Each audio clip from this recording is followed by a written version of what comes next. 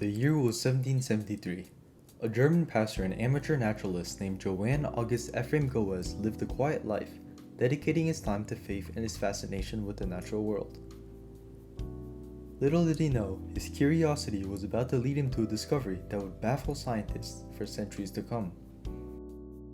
One unassuming day, Goes found himself peering through his microscope at a sample of rainwater collected from a gutter on the roof of a village house. As he scrutinized the slide, strange microscopic creatures emerged into view.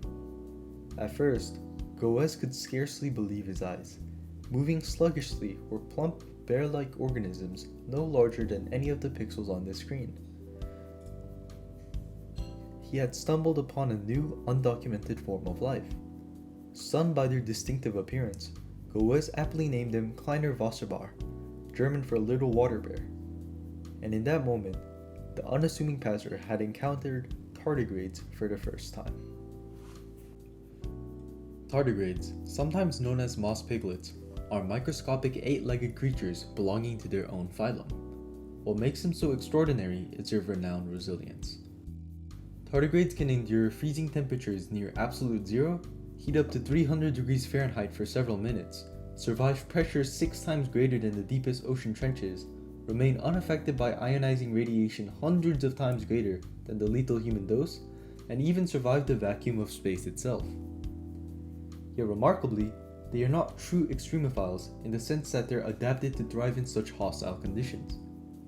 Instead, tardigrades have evolved to exploit multiple biological processes, namely cryptobiosis, allowing them to enter a dehydrated state where their metabolism drops to 0.01% of normal. This allows them to simply pause their life functions and revive decades later when conditions improve. This extraordinary ability is facilitated by unique protective proteins that safeguard their cells and DNA from damage. Intrinsically disordered proteins like DSUP or damage suppressor form glass-like matrices inside tardigrade cells, while other proteins maintain membrane integrity and suppress genetic injuries. Now, why did tardigrades of all species evolve to be this tough? The thing is, we still don't entirely know. It's hard to figure out because tardigrades have been traced back to over 500 million years ago during the Cambrian period and have survived all 5 mass extinctions, suggesting they've had similar abilities since the ancient times as well. However, the leading theory suggests that the tardigrade's size and rapidly changing habitat play a large role in it. For example, droplets of water on moss. The moss will sometimes dry out, and to survive this, they enter their dried state where their metabolism slows and can just come back when water appears again. Additionally, their small size means that losing even a single cell could be detrimental to their being. They had to have evolved a way that would protect their cells from most types of environmental dangers. Tardigrades can be found pretty much anywhere in the world, and because of that, having an easily generalizable set of tools for these different environments makes it a lot more likely for them to survive. Despite all these abilities, tardigrades are not completely invincible. They are weak to prolonged exposure to fire and aging. The average tardigrade will only live for around 4 months, excluding time spent in their dried form, and some species of tardigrade like Ravensodus varionatus can only survive in 181 degree Fahrenheit environments for about an hour. Additionally, a recent study conducted by Traspass and Burkell found that tardigrades cannot survive head-on collisions with projectiles traveling slightly faster than 3 times the speed of sound.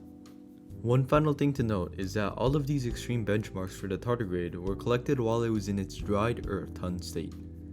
Outside of this state, they're relatively weak in most aspects.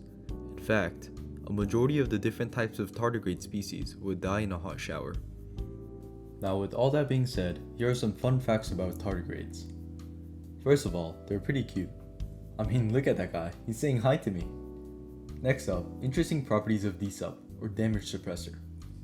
In case you forgot, this is the protein inside tardigrades that allow it to enter a state of cryptobiosis. Anyway, a study conducted by Escarcega et al. Was trying to determine ways they could use DSUP and other proteins to strengthen human or other animal cells. Ironically though, they found that in cancer cells, DSUP protects it and shields it from radiation therapy. But they also found that in neurons, DSUP promotes neurotoxicity leading to the death of brain cells. Anyway, thanks for watching. I'll see you guys next time.